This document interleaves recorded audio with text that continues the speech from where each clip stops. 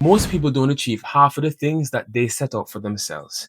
And it's honestly because of poor planning and instant gratification. And hey, I'm no exception to this rule. I've been there too, guys. I get it. It's only when I decided that enough was enough, truly opted to change my life, that I realized I could accomplish so many things through sheer willpower. This video is your roadmap to a better you. Things that I wish I had known a lot sooner. So, without further ado, here are my top 5 ways to stop drifting through life. Let's get it.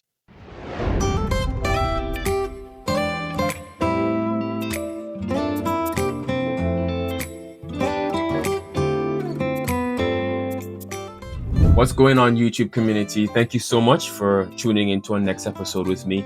I must say I'm very grateful for all the subscribers that have supported me so far. It is not easy making content. I'm learning slowly but surely how to create quality content, and I'm more switching to the educational side now that I have a lot more free time to create more content for you. But of course, I'll still be posting content about different things that are happening in Antigua, but look out for that, definitely. One of the first ways that you can stop drifting through life and really take control of your future is success through goal setting. It is highly unlikely that you can achieve anything if you've not mapped it out for yourself using your phone, a piece of paper, book, an application, it doesn't matter which, anything that you could possibly use to write down your goals and make sure that you have a good idea of what they're going to be in the future. Then you can begin to break down your goals into micro pieces and turn them into reality.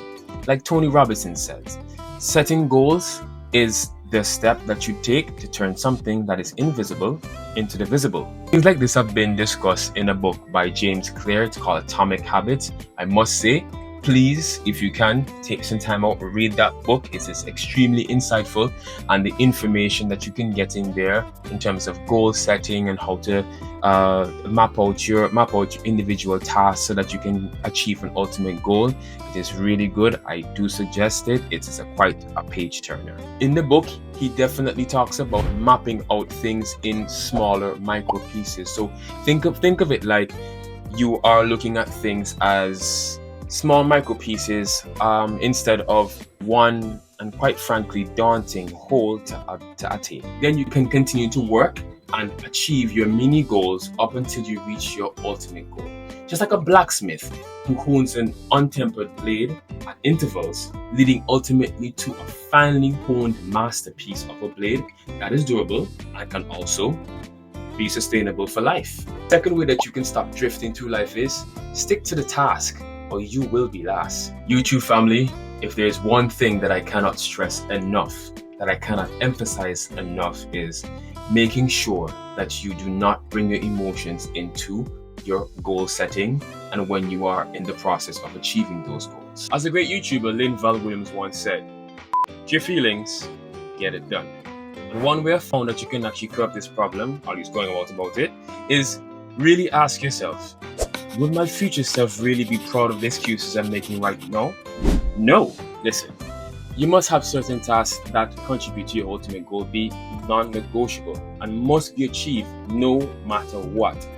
However, I would definitely say that some level of balance is important, because if it is that you are constantly self-focused to that extent that everybody else around you falls to the wayside, then what is eventually going to happen is that by the time you finish accomplishing all these goals, let's say these goals take you 5, 10 years, 11 years, by the time you're ready to look up and celebrate with other people, other persons have moved on and there's nobody around you to celebrate that big win with you. All in all, what I'm really saying is this: make sure that whatever plan that you set up for yourself is the plan that you're going to stick to, because while you are sleeping, others are winning. Don't be the last to innovate.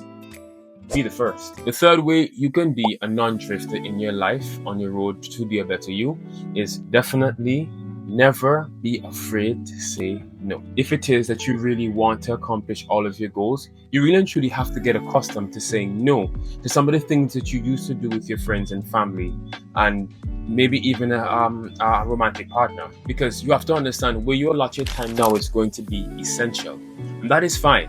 People who are for you are going to understand that sometimes you may not be able to hang out as much. However, that is also not an excuse for you to go and honestly neglect your relationships, because your relationships are the ones that's really going to hold you and ground you.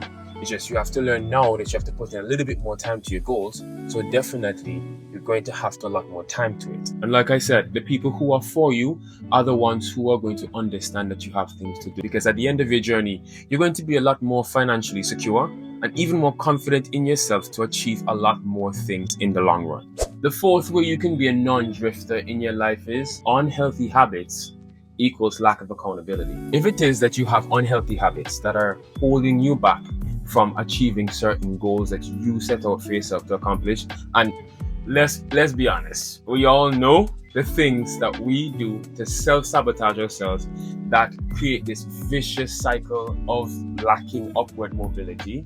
None of us are innocent. Me too. I've had it.